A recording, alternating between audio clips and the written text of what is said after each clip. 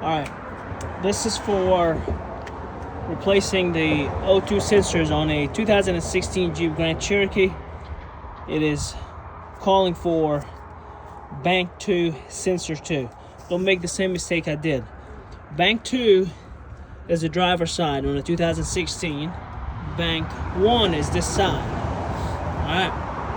Now, a lot of people, when I looked online trying to find resources to remove this thing right here, it was a horrendous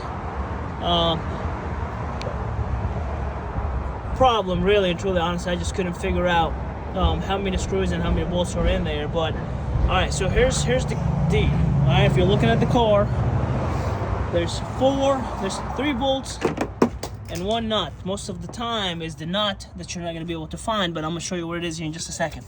So if you look right here, all right, there's 1 screw or bolt or whatever, and then there's another one right there.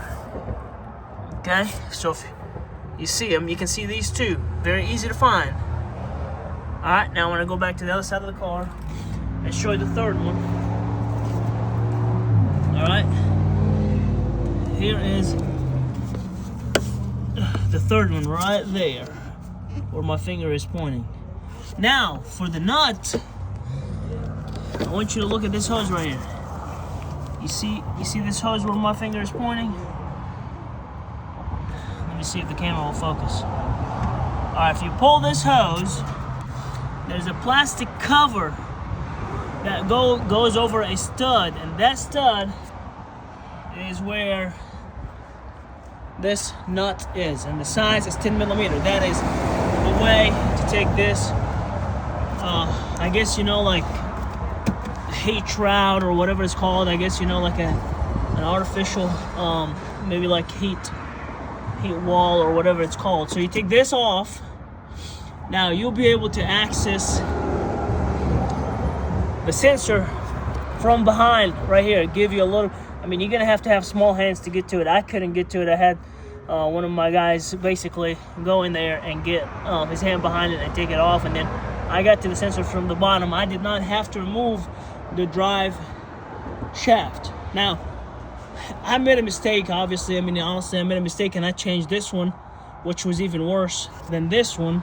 But I you know, kind of rushed it. I thought that was Bank 1. I mean, that was Bank 2, but actually this is Bank 1.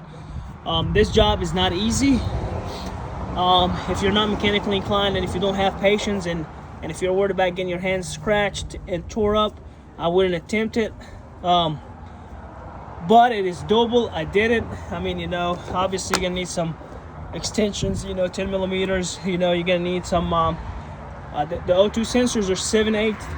So, now for this little nut right here, I was able to get a small little ratchet with a 10 millimeter on it to get to this nut that's in the back. And if you want to guess, I am not pointed back. This one is not going back. But not because it's hard, but because, I mean, if I have to take this off again, I'm not gonna have to hassle with it and whatnot. But you will have to take the windshield wiper motor out, which is very easy, and the cowl you'll have to take out. The only information that I couldn't find was about this 4th one, which is just not right here. Like I said, you just have to pull this hose out. My hand is actually showing you that little plastic piece. It goes over. I mean, I can reach it now and I can put this nut back in there, but I'm not doing it. I'm just gonna put this plastic piece in there. This thing is not going anywhere. It's not going to rattle. It's got 3 more good solid. It's in there solid. It ain't gonna rattle. So, but anyway, like I said, it is not an easy job. Honestly, if you're not mechanically inclined, and I mean, your hands are gonna get tore up. I got to the sensor. Oh, and here's the kicker.